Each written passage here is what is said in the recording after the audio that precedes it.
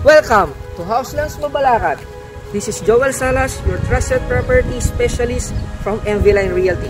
Nandito tayo ngayon upang ihauso sa inyo ang isa sa best-selling unit, hot market, here at the Houselands Mabalacat. By the way, Houselands Mabalacat is located at Don Bosco, Mabiga, Mawake, Mabalacat City, Pampanga. Tara, samahan niyo ko.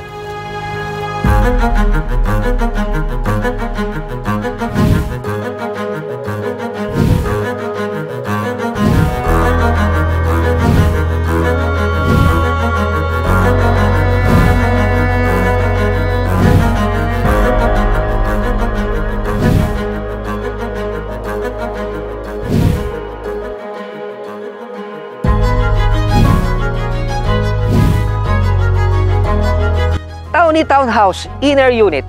Meron siyang 66 square meter lot area, 3 bedrooms, 3 CR, and 1 garage with balcony. By the way, nakadikit po siya kay Saffron End Unit at si Townie naman is Inner Unit. So tara, itutur ko kayo. Sa harapan, meron siyang space for mini garden or landscape. And heto naman ang kanyang garage. So spacious siya.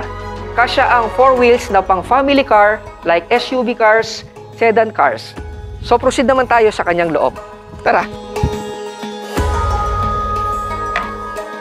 So yan, nandito na tayo sa loob ng ating model unit for Townie. So this is the living area. As you can see, spacious siya. Nakapaglagay sila ng isang sofa dito. May space for TV. Meron din siyang sliding window with screen dito. Yung kanyang door is metal na and meron din siyang window dito.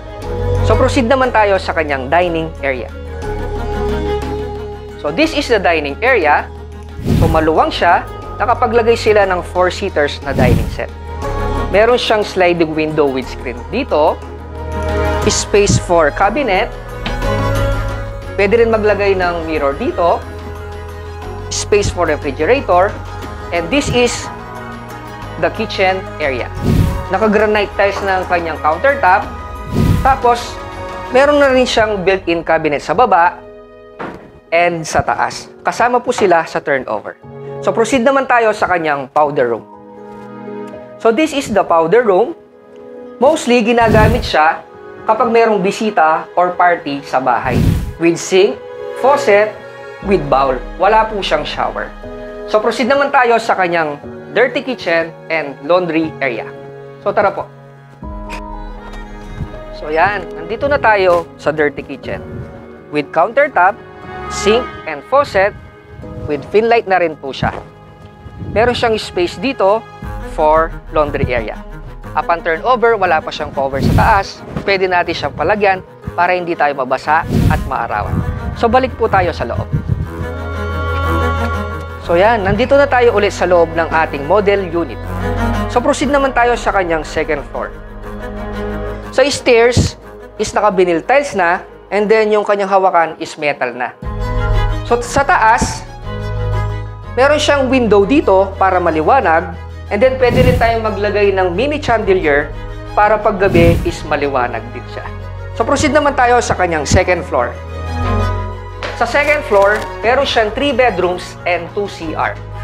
So, ito yung common toilet para sa dalawang bedroom.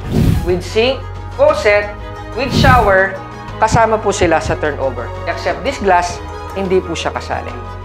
So, proceed naman tayo sa kanyang first bedroom. So, this is the first bedroom. As you can see, nakapaglagay sila ng single bed and meron din siyang sliding window with screen dito.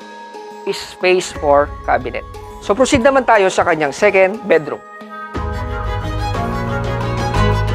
So, this is the second bedroom. So, makikita natin, nakadesign siya for home base or work from home. Pero pwede rin natin siyang gawing bedroom too.